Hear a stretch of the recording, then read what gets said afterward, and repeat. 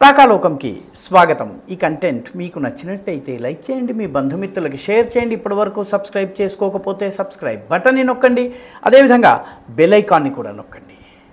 మిత్రులారా, పాకిస్తానీ మూలానికి చెంది గతంలో పాకిస్తాన్ ఆర్మీలో పనిచేసి ఆ తరువాత కెనడియన్ సిటిజన్గా మారి ఆ తరువాత అమెరికాలో ఇమిగ్రేషన్ కంపెనీని ప్రారంభించి ఆ ఇమిగ్రేషన్ కంపెనీ ముసుగులో ముంబై పేలుళ్లకు రెక్కి వేసినటువంటి డాక్టర్ తహవ్వుర్ రాణా ప్రస్తుతం భారత దర్యాప్తు సంస్థల చేతిలో ఉన్నారు. వాళ్ళు ఆయనని ప్రశ్నిస్తున్నారు. ఎన్ఐఏ ఆయనని ప్రశ్నిస్తోంది. 15 రోజుల పాటు సమయం తీసుకుని చాలా విస్తృతంగా అనేక అంశాలపైన ఆయన ప్రశ్నిస్తోంది. ముఖ్యంగా 26/11/2008లో ముంబైని దాదాపు 90 గంటల పాటు దిగ్బంధనంలో ఉంచినటువంటి లష్కర్ తోయబా ఉగ్రవాదుల దాడి, దానికి స్కెచ్ ఎలా వేశారు, రెక్కి ఎలా చేశారు, ప్లానింగ్ ఎలా చేశారు, ఆ తరువాత కావలసినటువంటి సమాచారం ఎలా సేకరించారు, ఇక్కడ స్థానికంగా సహకరించింది ఎవరు, అంతర్జాతీయ కుట్రలో భాగస్వాములు ఎవరు, ఈ అన్ని అంశాలను రాబట్టడం జరుగుతోంది. అయితే తహవ్వుర్ రాణా యొక్క ఆప్తమిత్రుడు, అదేవిధంగా ఐఎస్ఐ ఏజెంట్ తహవ్వుర్ రాణా, ఆయన మిత్రుడైనటువంటి Dawood Gilani alias David Coleman Headley, వీళ్ళిద్దరూ కూడా ఐఎస్ఐ యొక్క ఆదేశాల మేరకు ఈ ఆపరేషన్ చేశారు. లష్కర్ తోయబా దానికి కార్యరూపాన్ని ఇచ్చింది, కానీ ప్లానింగ్ మొత్తం కూడా వీళ్ళిద్దరూ కలిసి చేశారు. వీళ్ళిద్దరూ ముంబై దాడులకు ముందు దాదాపు 2005-2004 నుంచి భారతదేశానికి రాకపోకలు సాగిస్తున్నారు. వీళ్లకు నరేంద్ర మోదీని హత్య చేయాలన్నటువంటి పథకం కూడా ఉందా? ఇప్పుడు ఇంటెలిజెన్స్ సంస్థల ముందున్నటువంటి చాలా ఆసక్తికరమైనటువంటి ప్రశ్న ఇది. గుజరాత్ అల్లర్ల తరువాత గుజరాత్కి ముఖ్యమంత్రిగా ఉన్నటువంటి నరేంద్ర మోదీని ఖతం చేయాలని, ఆయనని ఎలిమినేట్ చేయాలని చెప్పి లష్కర్ తోయబా కుట్ర పన్నింది. ఈ కుట్ర గురించి కూడా డేవిడ్ కోల్మన్ హెడ్లీకి తెలుసా, తహవ్వుర్ రాణాకి తెలుసా? తెలిసి ఉండవచ్చును, లేదా ఖచ్చితంగా తెలిసి ఉండవచ్చును అన్నటువంటి అనుమానాలు వ్యక్తమవుతున్నాయి. ఎందుకంటే మోదీని చంపేందుకు 4 ఉగ్రవాదులు, అందులో ఒక మహిళా ఉగ్రవాది కూడా ఉంది, ఆమె పేరు ఇష్రత్ జహాన్. ఈ ఇష్రత్ జహాన్తో పాటు మరో 3 మోదీని చంపేసేటటువంటి ప్లాన్ తోటి అహ్మదాబాద్కు వచ్చారు. వీళ్ళు వచ్చిన తర్వాత అక్కడ వాళ్ళని గుజరాత్ ఇంటెలిజెన్స్ ముందుగా పసిగట్టింది. ఒక ఎన్కౌంటర్ జరిగింది. ఆ ఎన్కౌంటర్లో 4 చనిపోయారు. మొదట్లో ఏవైతే ఎఫ్ఐఆర్లు దాఖలైనా ఇవన్నీ కూడాను ఉగ్రదాడి కోసము, అసాసినేషన్ చేయటం కోసం వచ్చారనే జారీ అయినాయి. అయితే తరువాత హఠాత్తుగా ఇష్రత్ జహాన్ తల్లి రంగంలోకి దిగి తమ కుమార్తె అయినటువంటి ఇష్రత్ జహాన్ అమాయకురాలని, ఆమెను ఫేక్ ఎన్కౌంటర్లో చంపారని కేసు పెట్టింది. ఈ కేసు పెట్టినటువంటి మరుక్షణం నుంచి మన దేశంలో ఉన్నటువంటి రాజకీయ పార్టీ, అప్పట్లో ఈ దేశాన్ని నడిపిస్తున్నటువంటి రాజకీయ పార్టీలో కొందరు దీనిని చాలా పెద్ద ఇష్యూగా చేసి అసలు ఈ ఎన్కౌంటర్ ఫేక్ ఎన్కౌంటర్ కావడమే కాదు, ఇది మొత్తం అసలు నరేంద్ర మోదీ హత్య కోసం ఎలాంటి ప్రయత్నం జరగలేదు అని చెప్పడం ప్రారంభించారు. అయితే హెడ్లీ 2000 సంవత్సరం నుంచి లష్కర్తో సంబంధాలు ఉన్నాయి. ముంబై దాడులు 2008లో జరిగినాయి. కాబట్టి డేవిడ్ కోల్మన్ హెడ్లీని 2011 ఆ ప్రాంతంలో ప్రశ్నించినప్పుడు ఇష్రత్ జహాన్ లష్కర్ తోయబా యొక్క కార్యకర్త, లష్కర్ తోయబాకి సంబంధించినటువంటి ఉగ్రవాది అని చెప్పి ఆయన అంగీకరించారు. అప్పటి వరకు అధికారంలో ఉన్నటువంటి పార్టీ లేదు, అసలు ఇష్రత్ జహాన్ యొక్క ఎన్కౌంటరే ఫేక్, అసలు ఆమె నరేంద్ర మోదీని చంపడానికి రాలేదు అని చెప్పి వాదిస్తూ వచ్చారు. డేవిడ్ కోల్మన్ హెడ్లీ ఇష్రత్ జహాన్ని గుర్తుపట్టడమే కాకుండా, ఆమె ఫోటోని చూసి గుర్తుపట్టడమే కాకుండా ఈమెకి ఈ టార్గెట్ ఇవ్వడం జరిగింది అన్నటువంటి విషయాన్ని కూడా చెప్పారు. నిజానికి 2007-2008 ప్రాంతంలోనే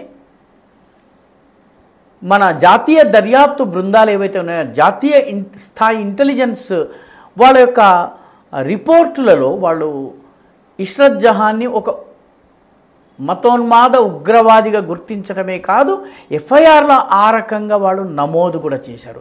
నమోదు చేసిన తరువాత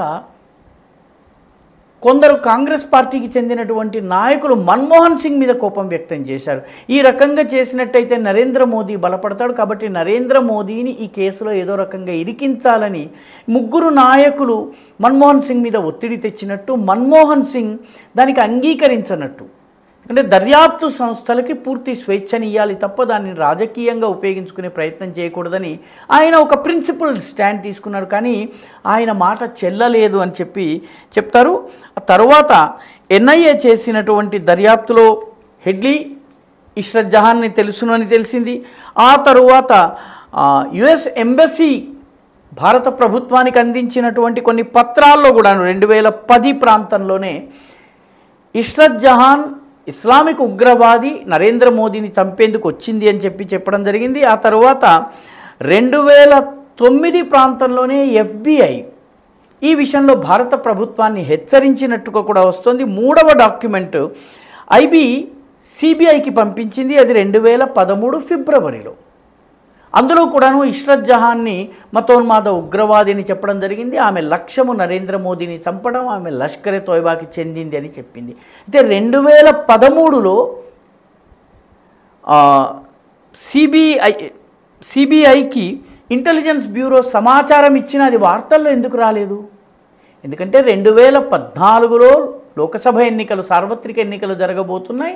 2014లో నరేంద్ర మోదీ బీజేపీ తరఫున ప్రధానమంత్రి అభ్యర్థి కాబోతున్నారు. కాబట్టి ఆయనను అడ్డుకునేందుకు, ఆ రకంగా కాకుండా ఉండేందుకు ఏదో రకంగా ప్రయత్నం చేయాలని, అందులో భాగంగా ఈ నివేదికని బయటకు రానివ్వలేదని చెప్పి కొన్ని వర్గాలు చెప్తున్నాయి. సో మొత్తం మీద విషయం ఏమిటంటే, ఈ లష్కరే తోయబాకు సంబంధించినటువంటి ఉగ్రవాది ఇష్రత్ జహాన్, ఆమె నరేంద్ర మోదీని చంపడానికి వచ్చింది. ఆ ప్రయత్నం చేయడానికి ముందే గుజరాత్ పోలీసులు ఆమెను హతమార్చారు. అయితే గుజరాత్ పోలీసుల మీద కనీవిని ఎరుగని కేసులు పెట్టడము, వాళ్ళని మానసికంగా వేధింపులకి గురి చేయటము, ఇటువంటి అనేక ఒత్తిళ్లు వాళ్ళ మీద తీసుకొచ్చారు. 2009లో కూడా అంగీకరించారు ఆమెకి లష్కర్తో సంబంధాలు ఉన్నాయని. అయితే 2013 ఎన్నికల దగ్గరకు వచ్చేటప్పటికి దీనిని నెమ్మదిగా నీరుగార్చే ప్రయత్నం జరిగింది. ఎందుకంటే నరేంద్ర మోదీ బీజేపీ తరఫున ప్రధానమంత్రి అభ్యర్థి అవుతారు కాబట్టి దాన్ని ఆపేటటువంటి ప్రయత్నము. మన్మోహన్ సింగ్, కాంగ్రెస్లో ఉన్నటువంటి ఇద్దరు సీనియర్ నాయకులు కూడా సిబిఐని రకంగా దురుపయోగం చేయడం సరైంది కాదని హెచ్చరించారని, అయితే మాట వినకుండా దీనిలో ఏదో ఒక రకంగా నరేంద్ర మోదీని ఇరికించేందుకు కూడా ప్రయత్నం జరిగిందని చెప్పి ఇప్పుడు తరువాత వచ్చినటువంటి దర్యాప్తులు ఇవంతా తేలింది. ఇక్కడ గమనించవలసిన విషయం ఏంటంటే, ఇష్రత్ జహాన్ లష్కర్ ఉగ్రవాది. లష్కర్ ఉగ్రవాదిగా ఆమెకి జకీర్ రెహమాన్ లఖ్వీతో సంబంధాలు ఉన్నాయి. జకీర్ రెహమాన్ లఖ్వీ తోటి తహవుర్ రాణాకు డేవిడ్ కోల్మన్ హెడ్లీకి సంబంధాలు ఉన్నాయి. కాబట్టి డేవిడ్ కోల్మన్ హెడ్లీ, తహవుర్ రాణాలు దాదాపు 2004-2005 నుంచే భారతదేశంలో రెక్కీ చేయటము, భారతదేశంలో రకరకాల టార్గెట్లను ఐడెంటిఫై చేయటము చేశారు. ముంబై దాడుల కోసము వాళ్ళ ప్రయత్నాలన్నీ కూడాను 2006 తరువాత జరిగినాయి. 2006-2007 ప్రాంతంలో జరిగినాయి. కాబట్టి ఏదో ఒక రూపంలో నరేంద్ర మోదీ మీద ఈ ఇష్రత్ జహాన్ కావచ్చును, ఆమెతో పాటు ఉన్నటువంటి మిగతా ముగ్గురు ఉగ్రవాదులు కావచ్చును, ఈ లష్కర్తో సంబంధం ఉన్నటువంటి వీళ్లకు సంబంధించిన వివరాలు తహవుర్ రాణాకి ఏమన్నా తెలుసునా? ఎందుకంటే డేవిడ్ కోల్మన్ హెడ్లీ ఆమెను గుర్తించగలిగాడు. కాబట్టి తహవుర్ రాణా దగ్గర ఏం సమాచారం ఉందన్నది తెలుసుకోవలసినటువంటి, అతను గనక ఏదైనా రివీల్ చేసినట్టయితే చాలా ఆసక్తికరంగా ఉంటుంది. ఆయన గనక దీనికి సంబంధించి ఏదైనా వివరాల్ని బయట పెట్టినట్టయితే, అసలు 2013-2014 సమయంలో నరేంద్ర మోదీని బీజేపీ అభ్యర్థి కాకుండా ఆపేందుకు ఏ రకమైన కుట్రలు జరిగాయో అవి కూడా వెలుగులోకి వచ్చేటటువంటి అవకాశం ఉంది. ఈ వీడియో మీకు నచ్చినట్టయితే లైక్ చేయండి, షేర్ చేయండి, ఈ ఛానల్కు సబ్స్క్రైబ్ చేయండి. మీ అభిప్రాయాన్ని కమెంట్ల రూపంలో తప్పనిసరిగా పంపించండి.